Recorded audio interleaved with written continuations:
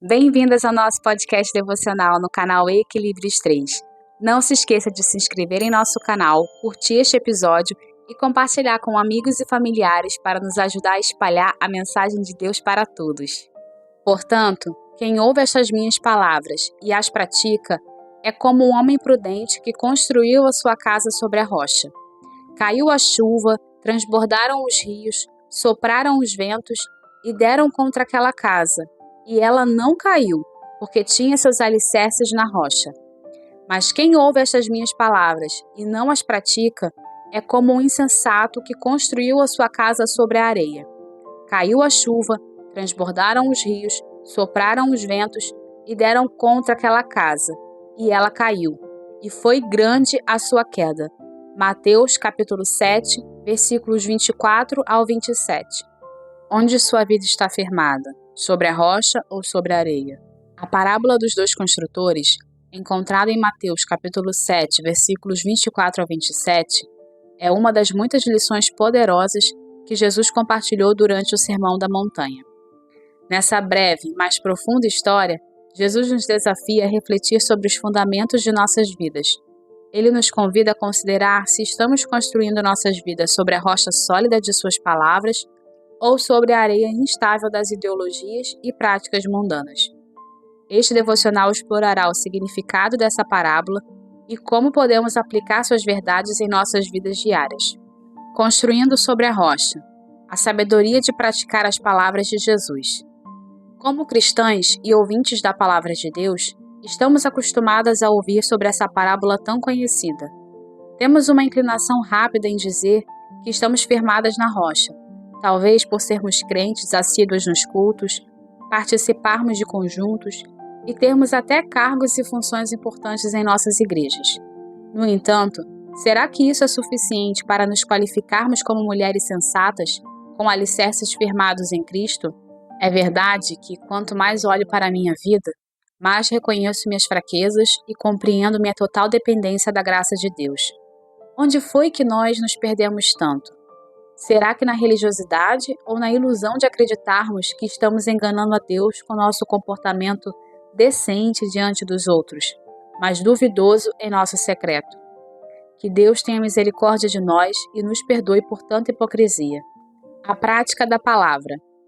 Tiago nos adverte no capítulo 1, versículos 22 ao 25, para sermos praticantes da palavra e não apenas ouvintes, enganando-nos a nós mesmos. Ele continua a dizer que aquele que ouve a palavra, mas não a põe em prática, é semelhante a um homem que olha a sua face no espelho e depois de olhar para si mesmo, sai e logo esquece a sua aparência. Contudo, o homem que observa atentamente a lei perfeita, que traz a liberdade e persevera na prática dessa lei, não esquecendo o que ouviu, mas praticando-o, será feliz naquilo que fizer. A quem queremos enganar? Aos homens? Líderes, amigas do trabalho, familiares, quem quer que seja, paremos hoje mesmo.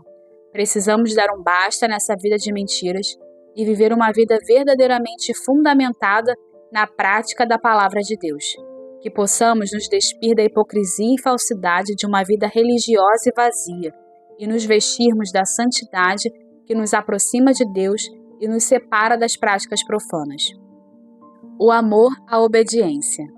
Não adianta cantarmos louvores afirmando que amamos a Deus, chorarmos e nos derramarmos em lágrimas no domingo à noite, se é assim que colocamos o pé para fora da igreja, alguém nos perguntar sobre o texto da mensagem e não soubermos responder.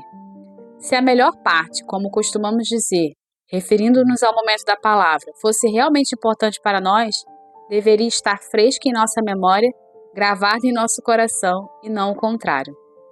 Em 1 João capítulo 5, versículos 2 ao 3, lemos: Assim sabemos que amamos os filhos de Deus, amando a Deus e obedecendo aos seus mandamentos. Porque nisto consiste o amor a Deus, obedecer aos seus mandamentos. E os seus mandamentos não são pesados. Em 1 João capítulo 2, versículo 4, João continua: Aquele que diz, eu o conheço, mas não obedece aos seus mandamentos, é mentiroso, e a verdade não está nele. Em 1 João capítulo 1, versículo 6, se afirmarmos que temos comunhão com ele, mas andamos nas trevas, mentimos e não praticamos a verdade. Não tem como amar a Deus e amar o mundo.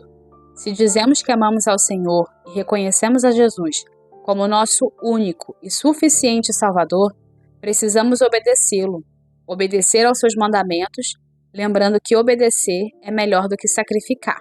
A tempestade reveladora. Outro ponto importante da parábola é que a tempestade revelará a diferença entre o construtor sensato e o construtor insensato.